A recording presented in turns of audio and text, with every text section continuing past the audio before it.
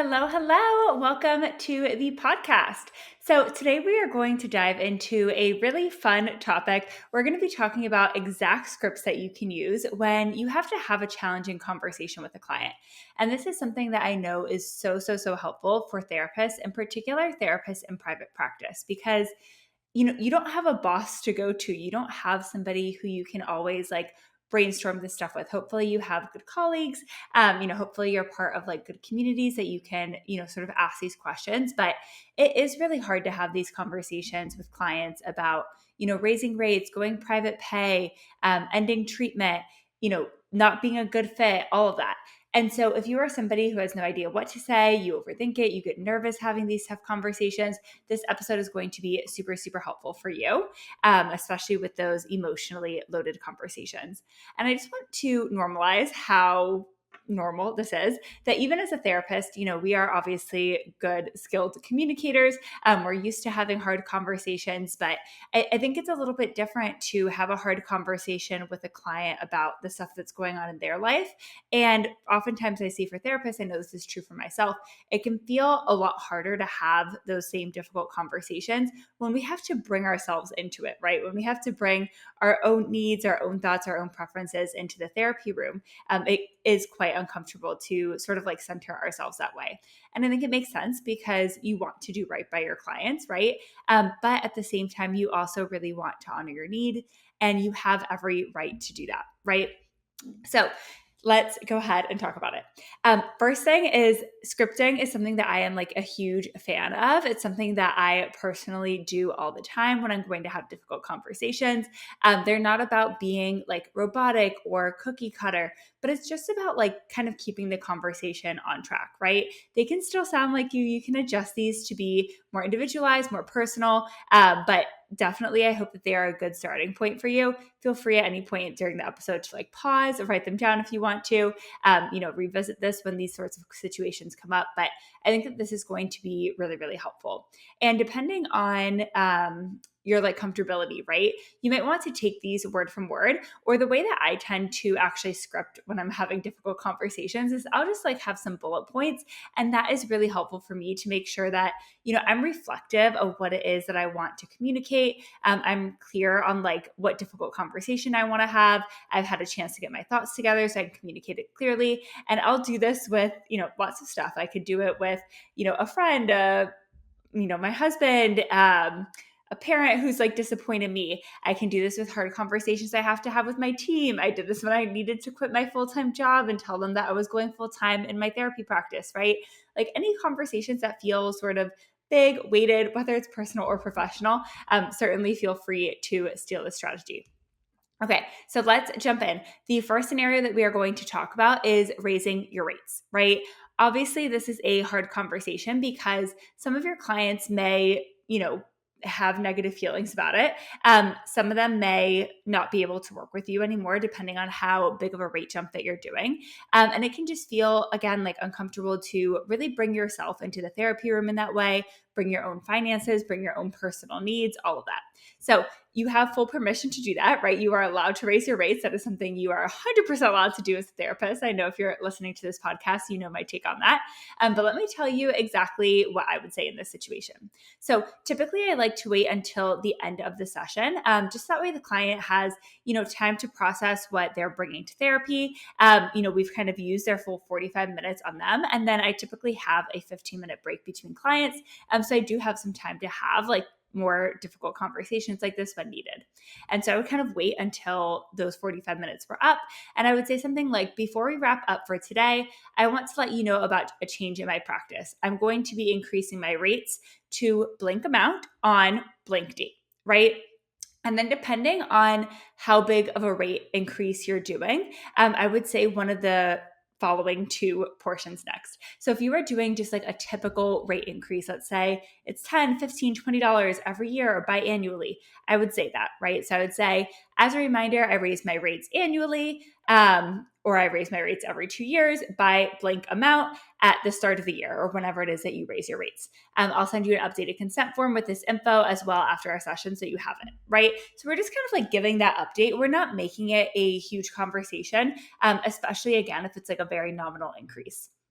Now, let's say that you are raising your rates by $50 or $100 or $150 per session. This conversation might look a little bit different, right? So let's say that your current fee is $100 and you're going up to $250. You might say something like, before we wrap up for today, I wanted to let you know about a change in my practice. I'm going to be increasing my rates to $250 per session on January 1st. I want to acknowledge that this is a bigger fee increase than I typically do. And moving forward, I'll just be increasing my rate by $20 every 2 years. So the next rate increase after this won't be until 2027. I'm going to send you some updated consent forms with this info as well after our session. And then I would pause and just let them speak, right? Oftentimes I've seen with myself and with other therapists who've had these conversations, typically clients don't have a lot to say in that moment. They're just sort of like processing a little bit deer in the headlight. And so, they might say like, okay, or let me think about it, or wow, or good for you, or, something, but they're not going to like have a whole lot to say there usually. And so then I like to say something of like, and of course, if you have any questions or concerns, we can talk about that too. And then I would check in with them at the start of the next session if you're doing like a larger fee increase, and just say like, hey, like I know that last time we talked about me raising my rates to 250. I wanted to check in and see, how you're doing with that. And then just sort of pause and kind of let them take it from there. So that is a script that you can use for fee increases. Now let's talk about another tricky situation, turning a potential client away, right? So let's say that you get a new client inquiry from Instagram, Site Today, your website, what have you. You get on a call with them and you start to notice that they may not be the best fit clinically for you in your practice. I really, really want you to name that sooner than later, right? Do not get through the entire intro call with them as usual and then say that at the end, right? We really want to sort of like nip that in the bud as soon as you are realizing, I don't think that this person is for me. I don't think I'm equipped, or this is not like who I'm passionate about helping, or whatever it is, right? We don't want to kind of go through and finish the whole pitch and tell them how amazing we are and why we're the best therapist to help them if you don't think it's going to be a good fit. That just feels kind of like counterproductive and honestly a little bit cruel even. So what I would do is sort of like let them get through that first beginning stage of the intro call where they are sharing with you why they're seeking therapy. And I would say something like this. Based on what you've shared so far, I don't think I'm going to be the best fit for you. I really specialize in blank. So blank is a bit outside of my expertise or wheelhouse. That said, I know a few amazing therapists who specialize in X, Y, and Z. Would you like me to send over their info for you? Right? So you're making it about like, I really specialize in X thing. And why that you're kind of telling me you need is a bit outside of my expertise or wheelhouse. So we're not telling them like they're too intense or anything, right? Like we're making it about yourself, which again, I know is hard for therapists, but I think that it's really like the kind thing to do here. And then we're telling them that we know a few other really amazing therapists who specialize in, and I would list a few of the things that you heard them talking about that they sort of need or want in therapy. And so you're asking their permission to send over some referrals. 99.9% of the time that I've done this, people are like, yes, that would be amazing. Thank you. And then I would say, okay, great. Let me check in with them and confirm who's accepting new clients. And I'll send those recommendations over to you by the end of the week. Sound good? Wishing you all the best. Goodbye, kind of thing. And I think that that's really helpful because one, it takes off the pressure for you to name somebody on the spot, right? Like you're able to use this script, whether or not another therapist immediately comes to mind, or if you're going to have to do some research. Secondly, I think that it's really nice because like private pay referrals are hard to come by. And so when you are getting one, even if you are not like making use of that client in your own practice, you're not going to be the therapist working with them. I do think it is still really smart to do a warm handoff to another therapist. One is just like good clinical care. It's like the right thing to do. And secondly, it's really going to help you nurture and build other referral relationships who will eventually send clients back to you your way who are a good fit. Right. And so I would actually, whether you know somebody or not, I would take the time to find 1, 2, 3 therapists you can recommend. I would reach out to those therapists and say like, hey, I just got off an intro call with somebody who I don't think is going to be the best fit for my practice. They are looking for someone who specializes in X, Y, and Z. And I thought of you, or I came across your profile and thought you'd be a good fit or whatever. Are you taking new clients? Would you like me to send them your way? Right. And that is huge. That is so good in building a relationship, right? And so by using this script, you've bought yourself some time to do a little bit of research, make a really good referral for this client, not have to start a therapeutic relationship with somebody that you're like not equipped to help or not wanting to help, or just like not passionate about helping. And you are like long-term helping to build your practice regardless by nurturing those referral relationships. So I just think that the script is such a win. Okay, next situation. Let's say that therapy is starting to feel like a friendly chit chat with your client, right? So this is something that I've seen happen, a few times for me in my own caseload with clients who've done really long-term work. And we've kind of like accomplished the goals that they set out to do in therapy, but they keep coming. They keep showing up for a session, right? And they're wanting to sort of have like a forever therapist. If that is something that doesn't feel good to you, right? If you feel like you are not making progress anymore, if you don't feel like you're in your zone of genius, it's okay to name that. It's okay to have that conversation and discuss whether or not termination makes the most sense. So this is what I would do in this situation. Typically, I would do it towards the end of the session. It could be after the 45-minute mark, or it could be, like let's say at the 40-minute mark or whatever. I do think that this is still like a therapeutic conversation. So it's okay to use a little bit of their time for this. But I would say something like, I wanted to share a reflection with you.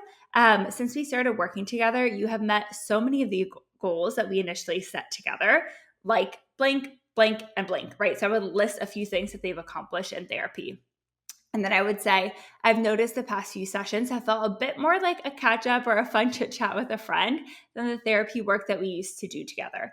I wanted to check in and see how our sessions are feeling for you, right? So first off, we're just opening the door and seeing what do they think about this, right? Like, are they agreeing? Are they having a similar perception? Are they feeling, like it is just sort of like catching up or venting.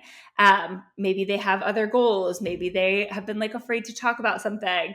Maybe they're like, yeah, I'm ready to go. What's the vibe? So depending on what they say, you can kind of decide like where to take the rest of that conversation. But you might talk with them about being ready to terminate. You might talk to them about decreasing frequency of the sessions, or you might even talk with them about like setting new goals or having other things they want to work on or areas they want to dive deeper with. So I think that this is just like really helpful to name when, I think it's normal to have like one session here and there that's like, a little light, a little like catch-up-y. But when you're noticing that like session after session after session, you may not start to feel like really fulfilled in your therapy work anymore. And I think that that is just like a good reminder to have that conversation with clients and kind of check in. Okay, let's talk about cancellations, right? So let's say that somebody cancels less than 24 hours in advance, and that is your cancellation policy. Obviously, if yours is 48 hours, adapt accordingly. Mine's 24, so that's what I'm going to use here. So the first time that somebody cancels, usually I find my clients are canceling over text or email, so I will respond to them in that way. But the first time I say, well, I guess let me preface this. So I always give people one free pass, right? And that's not like in my policies, but it's just something I do out of like courtesy.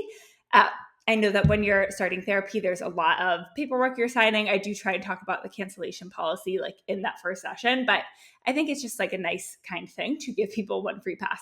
So that's what I do. And so the first time I say, thanks for letting me know, hope everything's okay, feel better, whatever kind of nicety makes sense, depending on the message that they sent you to late cancel.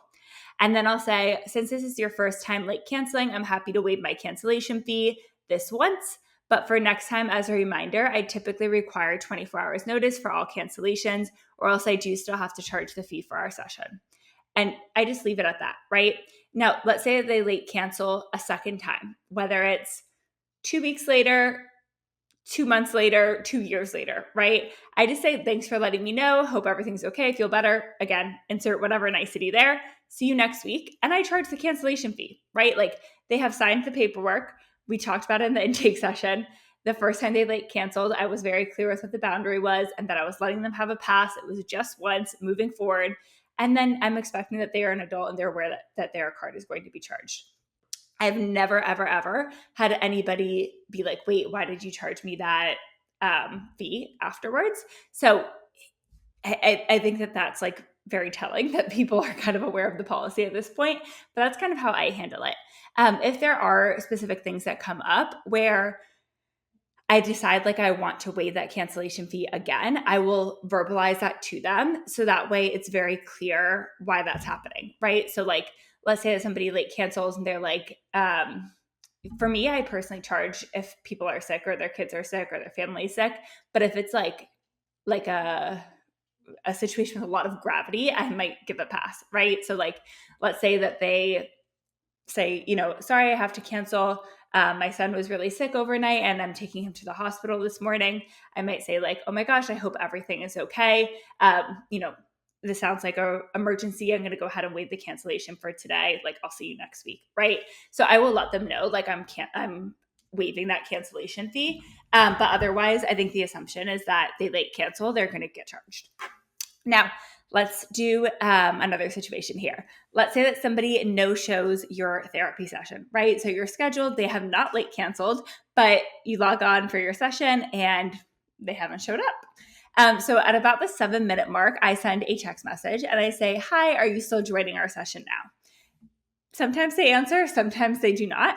And then at about the 20-minute mark, if they still have not answered, they still have not shown up, I will say something like, hope everything is okay.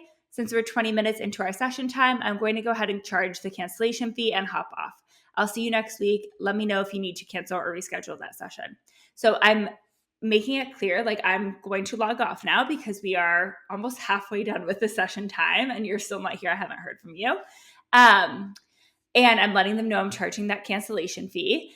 And I'm also letting them know I'm still counting their next appointment as confirmed unless they tell me otherwise, right? And so I think that that's really helpful to put it back on them as well. And, usually people will text after that with whatever, like, oh, sorry, I had a work meeting or I totally forgot or whatever. And that's okay. But I'm just like, no worries. See you next week. I've already charged the card at that point. And it just feels like very easy, very clean, very neutral too, right? Like I hope you notice with the cancellation and with the no-show text messages that I'm drafting here for you, they're very neutral. There's not a lot of like emotional weight to them. I'm not making it wrong. I'm not like apologizing. I have to charge the fee. I'm not mad at them for canceling, but these are just like the policies and how they work. Okay, next situation. Let's say that you are going on vacation. This is something that I actually do not have a very long script for because I think that it should not be too much of a conversation. Personally, I really manage most of my time off inside of my electronic health record. So I use Jane in my therapy practice, and I just block off the time in Jane, right? So like no clients even have scheduled sessions when I am like going on vacation because I've already blocked off that time. I let people book sessions like 2 months out, and I'll do like recurring sessions for people too. If we have like a set weekly spot, which I do with most of my clients, but I just won't schedule it on those weeks where I have vacation. And typically I am somebody who's like planning vacation pretty far in advance. But if I like, so let's say it's like August now, right? If I'm canceling a session in October, I'm not like overly apologizing. I'm just canceling it, Jane. And I'm saying like, hey, I'm going to be out of office this day. So we'll skip this week. Right. And it's really just like a no emotion, no hype about it because it is like very far in advance. And then as that gets closer, I will like verbally say something to clients in session. So usually at the end of sessions in general, and kind of by saying something like, see you next week, or I'll see you in 2 weeks then, are we still on for 4:00 next Thursday or whatever? Just sort of like confirming that next appointment. 2 sessions before I have time off, I'll say like, great, I'll see you next week, right? As a reminder, I'm going to be out of office the following Thursday, so we'll go ahead and skip that week. Very, very neutral, right? And then the following week, when it's like 1 week ahead, I'll say, as a reminder, I'm out of office next week, so I'll see you in 2 weeks on whatever, the 18th at 4 p.m. And I just make it very, very neutral, right? Like it's just like a scheduling update. Again, we're not having to like apologize or make it a huge thing. I really think that having a good electronic health record like Jane and utilizing it and using that to block your time and like communicate some of these updates is really, really helpful. Okay, last situation we're going to talk through today. Let's say that you need to change the times that you are available for sessions, right? Meaning like in the past, maybe you have had the ability to offer clients like early morning sessions before work, or evening sessions, or late afternoon sessions, or Saturday sessions, or even like Wednesday in the middle of the day, but now you have something that you're doing Wednesday in the middle of the day. Whatever it is, you are allowed to change your schedule based off what it is that you need and what you prefer. It doesn't even have to be a need. You are allowed to create a schedule that you desire in your own business and in your own practice. And I think that this comes up for a lot of therapists when you start to get more established.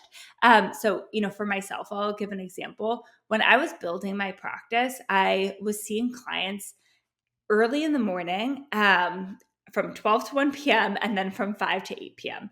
because I was working a full-time job. I was working my job virtually from 9 to 5.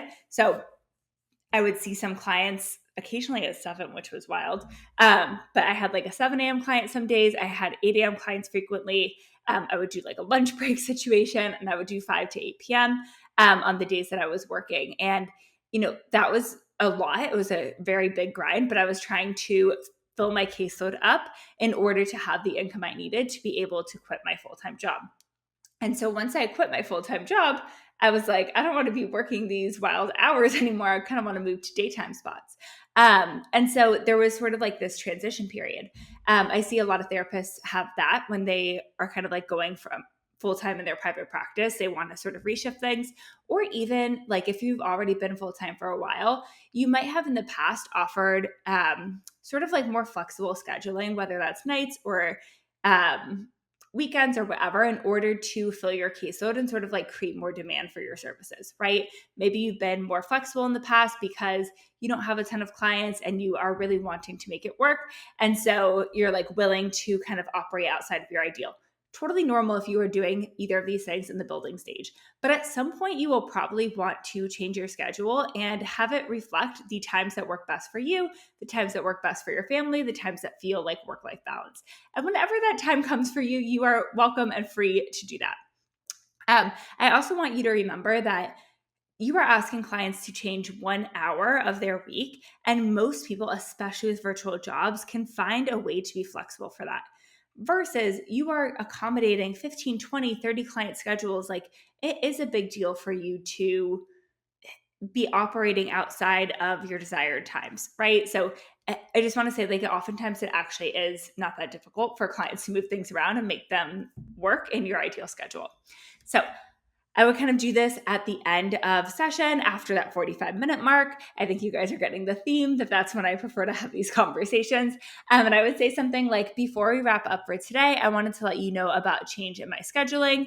Starting X date, I'm no longer able to meet with clients at X time, right? This might be in the evening before 9 a.m. on Wednesday nights, etc. Right? I would say something like, I know that time has worked best for you with work, right? Or with kids or whatever. If you know that it's like, that's the only time that they quote unquote can make work.